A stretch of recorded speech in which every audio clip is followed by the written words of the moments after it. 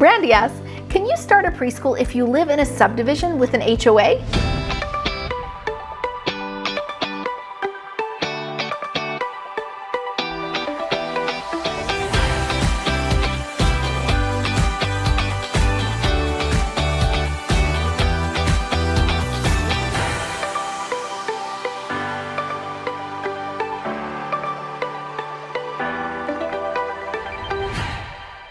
Absolutely, yes, you can, Brandy. Now, when I started my preschool, I chose my subdivision because it was the perfect subdivision for families with young children. It actually had an entire subdivision with an elementary school in the middle of it, so you know it's a good subdivision for the families that I'm trying to target. If you ever find subdivisions like that, guys, those are prime for preschools.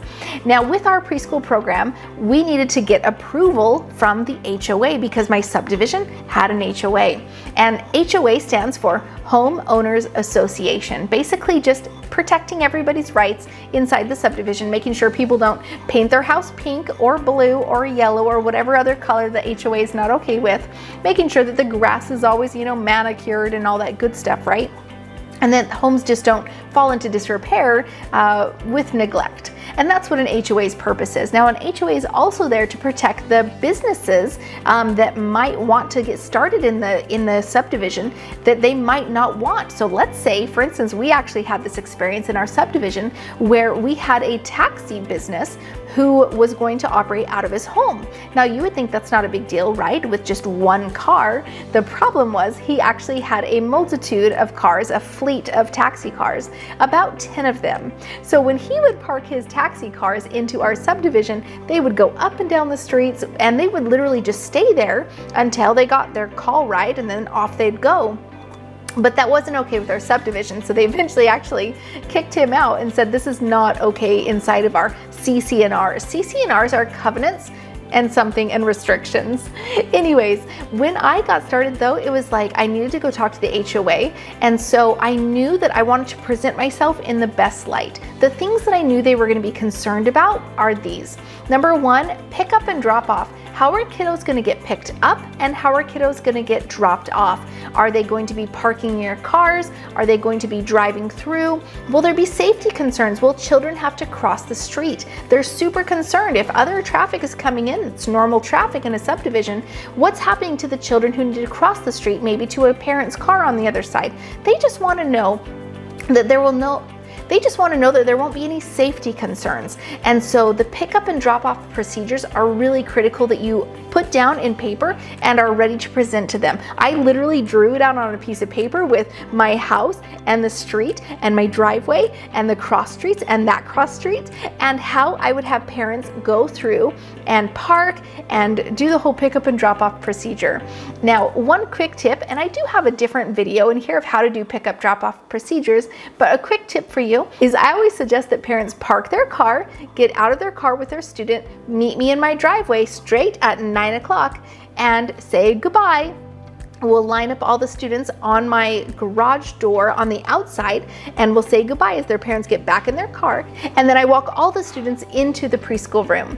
Now, obviously, if a parent comes late, they can just park and walk their kiddo into preschool, but I don't want any of the parents walking their kiddos, everybody into the preschool room. It gets super crowded and I don't like that, and neither do the parents when they try to leave and their kiddo is literally clinging onto them, right? And then they're gonna start crying. Hey, quick question. Does the word daycare literally feel like fingernails on a chalkboard? Oh, chills. I hate that word daycare. So if the idea of staying home with other people's kids, watching them for 12 hours every single day feels more like a prison sentence than an actually rewarding career, listen up, because I've created a free guidebook called The 7 Secrets to Starting a Preschool. It's going to help you whether you're doing an online or a local preschool. I want to get it in your hands. Simply go to preschoolsecrets.com or click the link in the description. We'll get it right to you. Okay, go get it right now. Don't forget, it's free. Same thing at drop-off time. You're gonna have all the parents park their cars, be standing out in your driveway area. You can walk the kiddos out in front of your garage door again, and then the parents will literally pick up each child and go on their way. And usually my pickup and drop-off period is about a 2 to 3 minute period. period. That is it. That's the amount of time it usually takes people to be able to pick up and drop off their kids. So it's a very fast turnaround.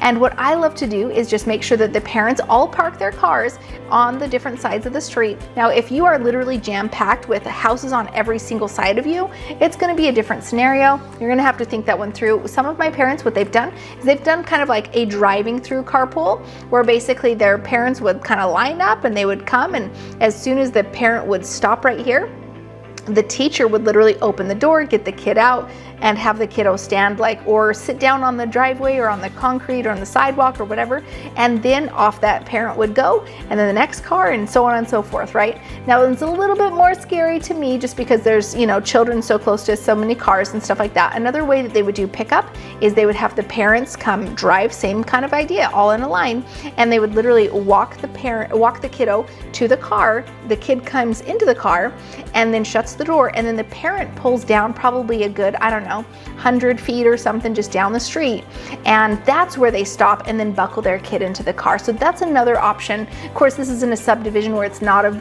crazy busy road. You wouldn't want to do that if you're like actually in a real road, right? But yeah, so that's one way you can do it. But you definitely want to be talking to your HOA and have a pickup drop-off plan. The other thing I definitely talk to the HOA about is my class times. They need to know that we are not a daycare, and they need to know that we are going to be offering a wonderful service to our community. That's the other thing, is when they know that you're offering preschool, not daycare, you're totally different. You're offering service to stay-at-home moms who can help so that you can prepare their kiddos for kindergarten.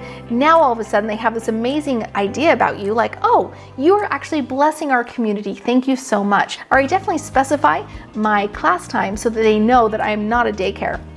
And those are just a few of the things that I talk to the HOA about, so they give you approval when it's time to go into the meeting with the HOA. So just put them all on a paper, be prepared to be professional. You usually have to have a neighborhood meeting as well, and what you do there is you just notify the neighbors that are in the radius around you that are going to be most impacted by the pickup drop-off, and you notify them to let them know that you're doing a home preschool and that you are going to be talking to your HOA about it, but you need their approval first. And so you can just literally go knocking on doors and inviting them to this home meeting. Now, most of the people never will ever come to the home meeting, and most will literally just sign the paper right there while you have it, but you still have to have the home meeting usually.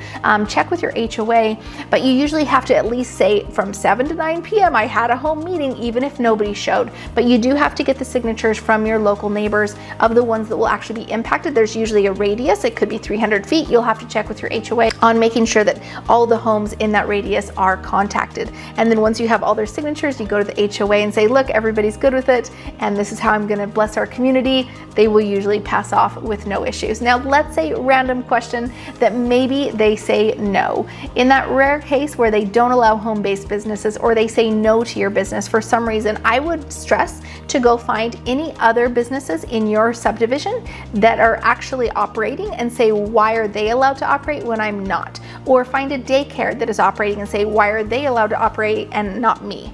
Okay, in those situations, there is a problem, and I don't think that will ever happen, but just kind of a worst case scenario. And then finally, last thing, if for some reason it is end all be all, you cannot do a preschool in your home with your HOA, my suggestion is just to go find another place. Find a friend or family member where you can do a preschool in their home. Partner up with a friend, or partner with a local church and you can rent some space in their church to be able to do your preschool class, or literally just go get a business space where you rent from another business location. So all of those are options. Never think that even if the HOA said no, that it's over for you. There are so many different options, and 99% of the times HOA is going to say yes. I hope that was helpful. Post in the comments, do you guys live in a subdivision with an HOA? I'd love to find out. As always, please comment, like, subscribe, and share so I can get you more of these videos.